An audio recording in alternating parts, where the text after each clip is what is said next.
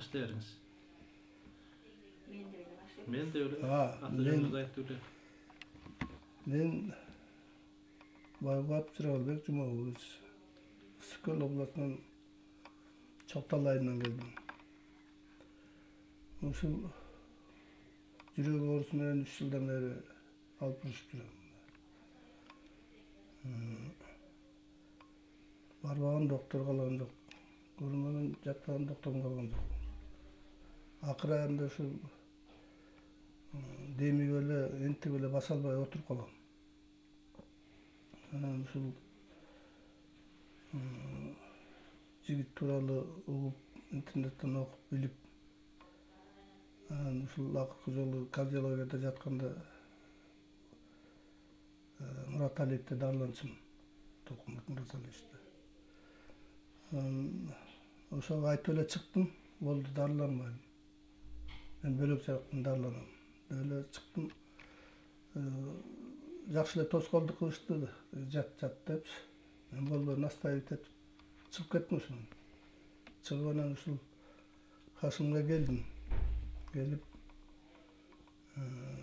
таржымакалымды айттым, орунду айттым, айтсам да ушундай операция кылган атат, операция берди атат. Стимулятор коюш керек деп атат. Анан зонд коюш керек деп атат. Көп нерсени айтышты. Ана аяк районда жүрөк операция кыла турган болушкандан ушинтип атат десем, жүрөккө операция кылган эч муктаждык жок деп айтты жигит. Айтты, анан ушул дарылап баштады, мына дарысыз жалаң эле чөп менен дарылайт экен, эртең алтынан ушу жатарлык жеринде дарылай берет экен. 40 күндөн ашты. 20 күн болгондо мен кайра больницага бардым. Басып, мен бутум менен нормалдуу басып. Мурат Алиевке чейин бардым. 4-нче этажга лестница менен чыгып келдим. Мурунчу ага Мунун лифти менен чыктым. Сөп мына чыгып келдим дедим. Жакшы. Деди ал деле анан бирок себебине бизден дарыланышың керек деди, кайра айтты. Анан дагы 3 күн алып жатып алды ошол. Чыгарбай. Анан 3 күндөн балдарым барып кайра чыгарып келип калдым. 40 күндөн ашты. Азыр татынакайла басып, бүгүн диагностикадан өтүп келдим. Викап деген бар, ошоктон барып эхосунан дагы экрысынан да өттүм. Бүт жакшы оң чыкты. Бияка келгенде мен жана жүрөктүн күчү деп коет экен. Оореке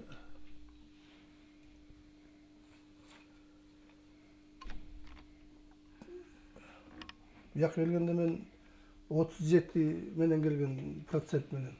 37% менен. Жүрөктүн күчү аябай эле начар болчу да, жүрөгүм начар болчу. Мына 40 күндөн ашты, 56% бул аябай жакшы дейт. Ошо мен болбосунда дагы негизи 60 болуш керек экен, 56 дегенде эле аябай жакшы дейт. Аябай чоң кубанычта болуп турам, азыр өзүм да жанымда жаткан ичимде кое бердим. 40 күн жанымда жатып, багып жатты. Тамаман беремет. Bu эмеси кардиология баары эле жакшы чыкты. Эң оңду чыкты да.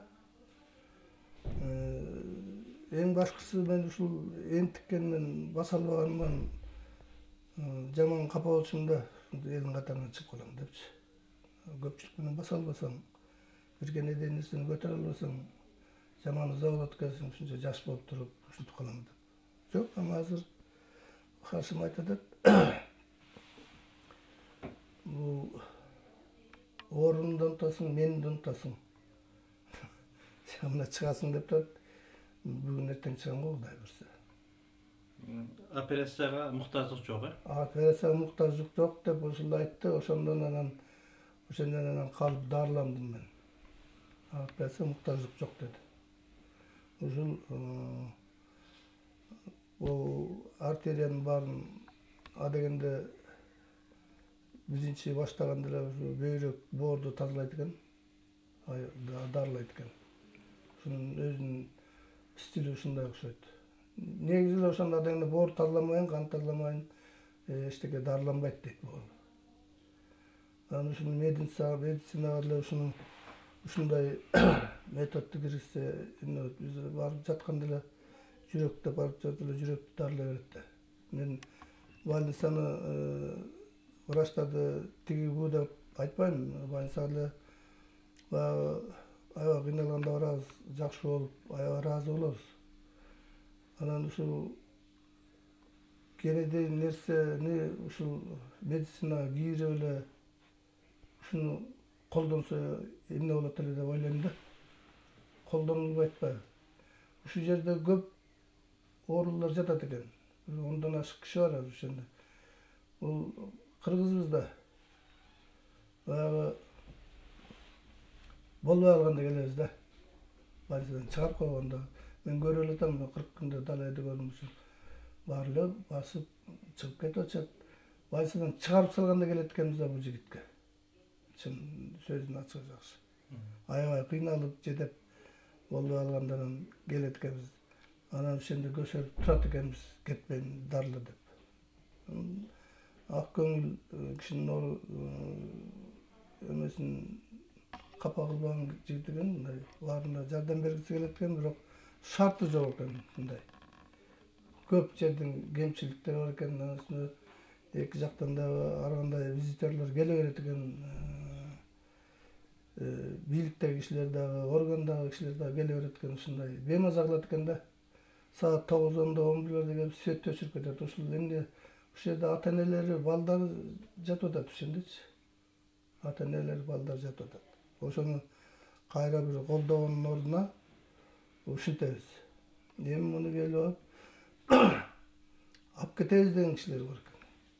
Алып кетебиз. Мамлекетибизге алып кетебиз деген кишилер бар. Арабтар келип атат. Келип дарыланган арабтар бар экен, ушул алып кетип, жака клиника ачып беребиз, алып кетебиз деп айтышат. Ошондон биз Кудайдан тилеп атабыз, жолу болбой алып кете албай калса экен депчи. Ошондой эле тилеп атабыз да, алып кетип калса алып кетип калат да. Анан ошондо жаткан кишилердин баардыгы бемаза болот. Жаш балдар, ушундай ушу жаш балдарды ушу туура эмес дарыланып калган балдар көп экен да. Диагнозун туура койгон. Я да болсо ушу менин бүгүнкү эле диагнозум, врачтар тарынбасын. Ошондо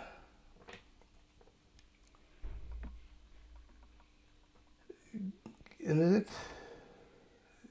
гипокинезия аневрическое расширение нижней части МЖП дейт. Диагностическая функция. Бул туура эмес эме заключение экен. Мен азыр жүрөктөн эч мындай эме жок, бөйрөктөн берип атты азыр. Эми 1-2 жума эс ал дейт, бөйрөгүн дарылап берем, бүттү, ошо менен мурункудай эле жашоомду өтөбөсүн атат. Мен бул жигитке рахмат, ден соолукту тилейм бул балага. Ошондо жаткандын баары тең эле ошондой мнениеде. Бүт эле. Үй жайы жок экен. Самырлар, үй жайы жок экен. 3 баласы бар экен. Кичинекей балдар бар экен. Ошо бир палатада бир жагында чөп чары бирдемелер жыйылып турат, ошол жерде бурчта бир эле кроватта жашап атат. Үй жайы жок экен. Мен ошого эметип атам да, капа болдум да. Ушунча киши дарыланып, ушунча кишинин батасын алып атканда бир өкмөт кичине жардам берип койсо, бул эчтеке болбойт мындачы. Капля море деп орустар айткандай. Ушуну жакшы эле бир жардам берсе, эң эле сонун болот эле. Мен айтарым ушул, өмүр узун болсун. Ошондо жаткандарга да кааларым сенин тез сакайып, оорусунан арылып, үйүнө аман-эсен кетишин тилейм. Болгон эпикризи, история болезни, бул жерде клинический диагнозтордо коюлган. Андан ары бул кишинин өтө анализдери менен койсо, мындан ары бул киши бул амбулатория ишен которулганда мына карап көргүлө 9-10 түрдүү дары ичет. Ичкен сунуш кылынган мына. продолжать длительный срок контрольный врачи деп жазылып 9-10 түрде дәрі içеді. İçine рекомендация болған. Азыр ушунун бирөөсүн да ичпейт. Бүгүн барып текшерилсе, мына врачтар кардиограмманы көрүп, экограмманы көрүп, кубанып, сүйүнбөстөн ишенбептир. Мына ушул кишинин кардиограммасы мына 3-чү отведенияда көрсөтүлөт. Мына рубецтер барды кеткен, мына. Рубецтер кеткен мына. Мына рубец кеткен. Мына жүрөктүн стеналарын жакшы иштеп аткан учуруна тартылган. Мына ошонун уландысы. Бул жагы кардиограмма калган бурчунда стеналардын уландысы. Ал эми мына болсо экокардиография. Перикард такыры жок деп атат. Тромба, дополнительный образование тромба кан тамырында жок деп атат мына. Ошол белес тромба пайда болот да мына. Бардык клапандар бардыгы нормада деп берилип атат. Мышцалары дагы мына. Иде половина дагы не расширение деп берип атат. Кан тамырлары дагы мына.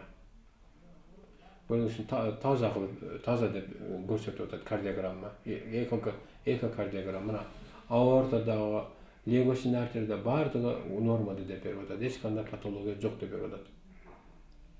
Мына.